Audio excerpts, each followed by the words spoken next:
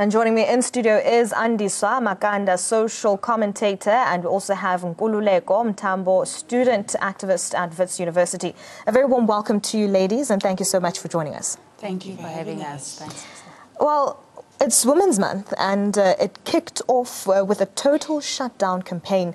Does this say that South African women have very little to celebrate?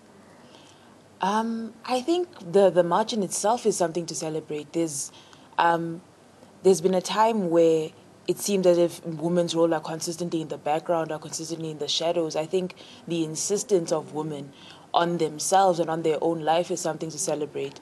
But yes, I think it must also be noted that the statistics, that the rate at which we're dying is a blot on the history of this land, and I think it's a threat to not only women but freedom itself. So I think it's something for the whole nation to mourn with women, and not just women by themselves. Andiswa, as young women, what are some of the issues that we need to prioritize and address to become like the fearless champions of democracy, such as Umama Uwini and Umamu Albertina Sisulu? We know that they had a different fight. What are some of the challenges and issues that we need to look into? Yeah, I'm glad that you say that they had a different challenge, because that's my point of departure, that it's all good and well to use Mamu Winnie and Mam Albertina Sisulu as a point of reference. But I think our politics right now as women is far different from their politics and struggles back then. Right now, we have a different kind of struggle. We have a struggle which takes place in the home. We have a struggle that takes place in the boardrooms, because a lot of us women now are working women. And so our fight is also in the boardrooms, in the schools, where we are always constantly trying to assert ourselves, trying to reposition ourselves, trying to put ourselves beyond just the second-class citizen. I mean, right now, as Women's Month, we should be also celebrating Dr. Judy Dlamini for becoming the first black chancellor at Wits University. But also you ask yourself, why are we still talking about the first black vice chancellor at UCT? Why are we talking about the first chancellor at Wits University? So it shows the slow progress that's happening. There are little small pockets of success to celebrate, but at the same time, some of the issues that we need to be dealing with is asserting women as positions of authority. And we know that there will be a parliamentary process that will be taking place that will allow for land expropriation without compensation. But it seems as if we haven't been hearing the voice of women when it comes to the issue of land. What's your take? I wouldn't say we're not hearing the voice of women per se. You know, if you've been following the hearings, there have been women who've been making submissions, both written and orally. But speaking broadly about women, especially in the rural areas, I feel that they need to be part of the process. They need to know what's at stake. And I think this is an opportunity for redress, not just for black communities, but for black women as well. Because in the rural communities, there's still tribal laws which do not recognize women's rights. They always are oppressive amongst rural women.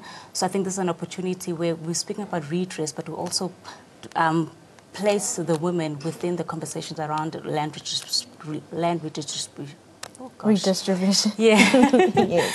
And if you look at Kolobeni's situation in Bondo land, where the women there are part of the protests, the mobilization, the fighting for their land. They do not want mining in their land. They want to have a say about how their land is run.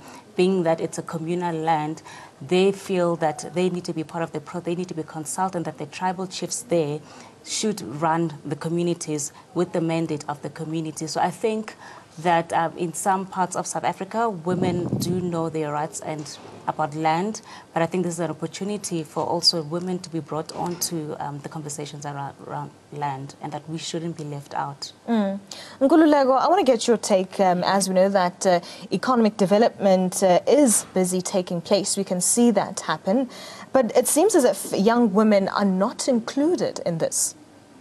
Economic development in what sense, I think I'd ask first, as a clarity. Well, at the moment we've seen that the land without the land issue has been looked into at the moment. We're seeing a bit of development in that. That means that when it comes to business, women will be also included, but we haven't heard of that. I think it's a systematic issue.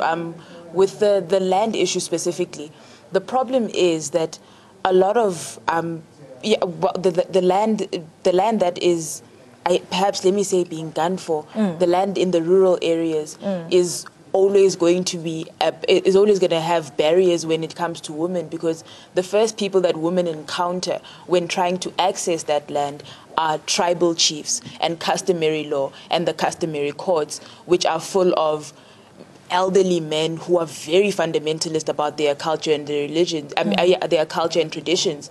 So that's the first barrier to entry, and it's very difficult for a woman to have the time or the funding to go beyond the customary court to seek what is rightfully theirs. And knowing how land distribution is done within just the normal traditions of things, it's very rare that inheritances go to women children, that inheritances go just to the wife, and things of that nature.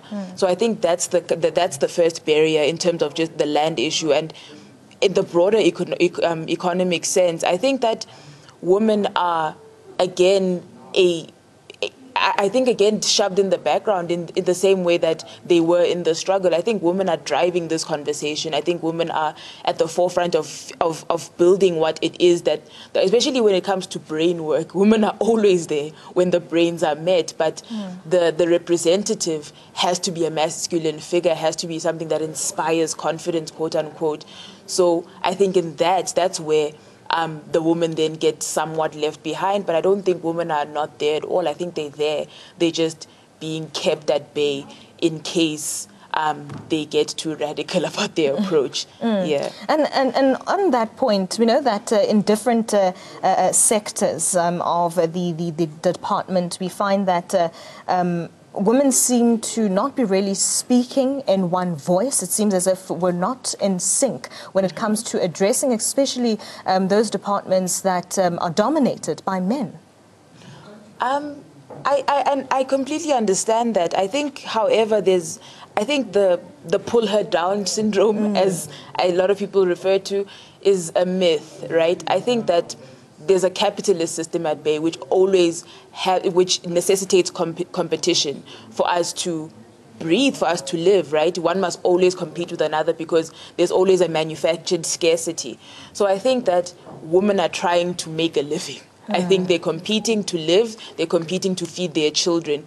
And that is then interpreted as women are against women and women don't want to see other women succeed. And it's just, no, that's literally how the system is made. And that's the only way that they can find themselves and they can eat, I think, however, there is a need for a purely political women's movement to do this for us.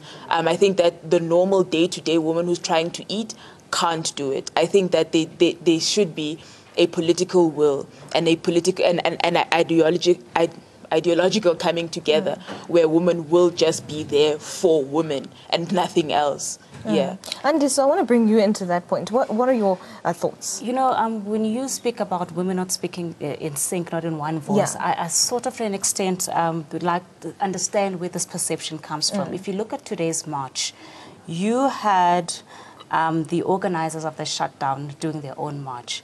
Then you have the ANC Women's League saying, actually, we're going to have our own march. Then you have, 2 weeks ago, GCIS had their own march. Then there was another march on gender-based violence, Having said that also, then you find in the workplace where women do not support under women who have come forth with gender-based violence cases. I mean, there was a case of this law firm where the deputy CEO couldn't say that she believed one of the employees who came forth to report a case of harassment and rape. So I understand where this perception comes from, that we don't speak in one voice, that sometimes internalized patriarchy can almost be a hindrance in charting the way forward for us women.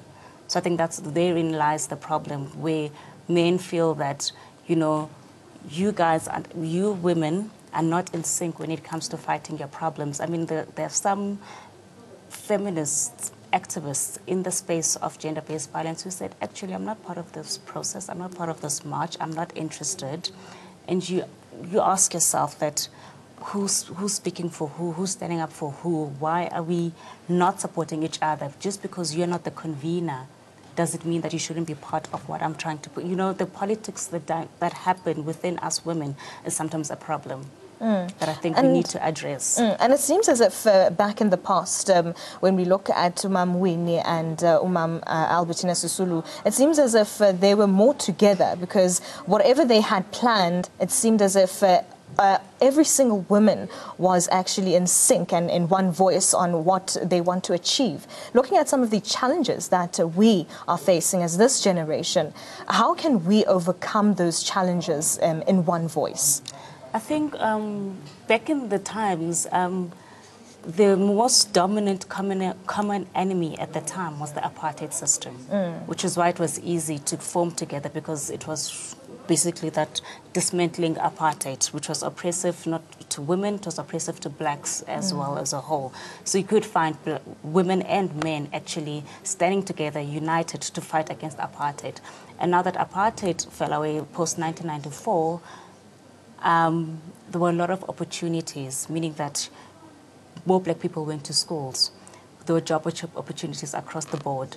There are opportunities everywhere. So now the dynamics change and the problems change. And so, as she was saying, that we're all competing to live, so it becomes a problem to come together, because all our problems are not the same. I mean, there are also class issues that are happening even amongst us black communities. There are ethnic problems that are starting to surface, you know. Now we're starting to see that we're not from the same ethnic groups. You are Xhosa, you are Zulu, you are Bedi, you have different problems, you have different this, you have different issues. We're from different classes within the black community. So it becomes quite different. I think, would it be identifying one common problem? I don't know. I think as I sit right now, it's quite difficult to see how we can come together as a collective to fight something, unless there's just that one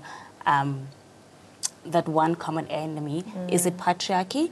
It will be difficult, because there are women who've internalized patriarchy, which makes it even more difficult to dismantle it. It will take years, I think. And Nkululeko, do we struggle to celebrate women as much as we celebrate men?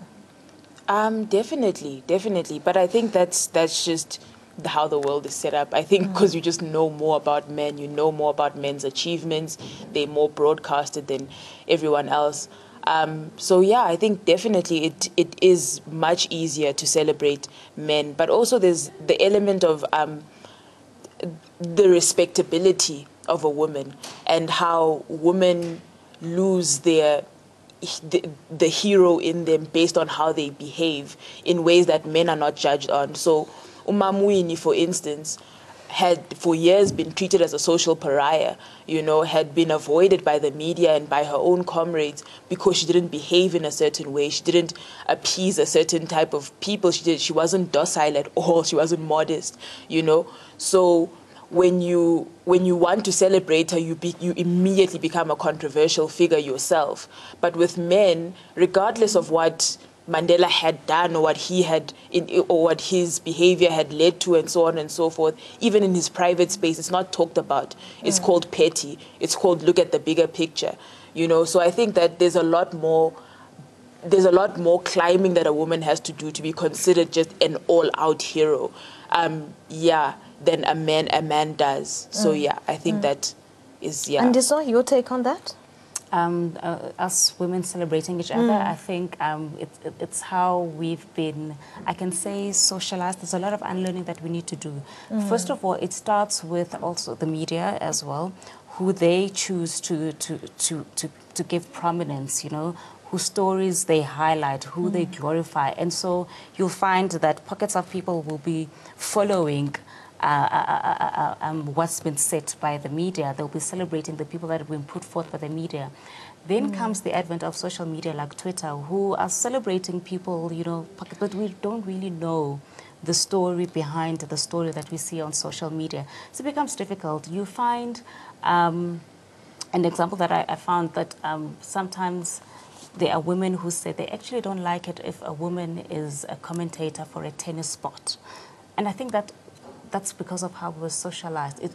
I would like to compare it with beauty standards, how we were all taught how to celebrate beauty, that there was a certain type of beauty, and we all grew up thinking that beauty was equal to light-skinned. Beauty was a certain type of skin. It took time for us to understand that actually black is also beautiful. Being big it's actually beautiful. You don't have to be skinny. So I think we do celebrate women, but I think men get celebrated much more because it starts with the media, who they place prominence on. I mean, there's hockey playing right now. I don't think there's anyone watching. I don't think anyone's following the sport. There's banyana, small pockets, but it's not really celebrated as much as it should be. Dr. Judy Kamini, who is been announced as Chancellor, I haven't seen much of it, other than online media who've been covering it, but I haven't seen much of that. The lady who was in your bulletin now from GCIS, Pumla Williams, nobody knows that she was a Flowers of the Revolution. She was part of the struggle. She was in exile. Andiswa, unfortunately, I've run out of time, but I'd like to continue this conversation. At least it's Women's Month, so if we want to, we can do it, I'm sure. And that was Andiswa Makanda, social commentator, and Nkululeko Mtambo, student activist at Wits University. As we know that Women's Month kicked off with the total shutdown campaign, and we're just discussing, does this say that South African women have very little to celebrate? But now, Africa Tonight will take a short break. We'll be back with more news and updates. Stay tuned.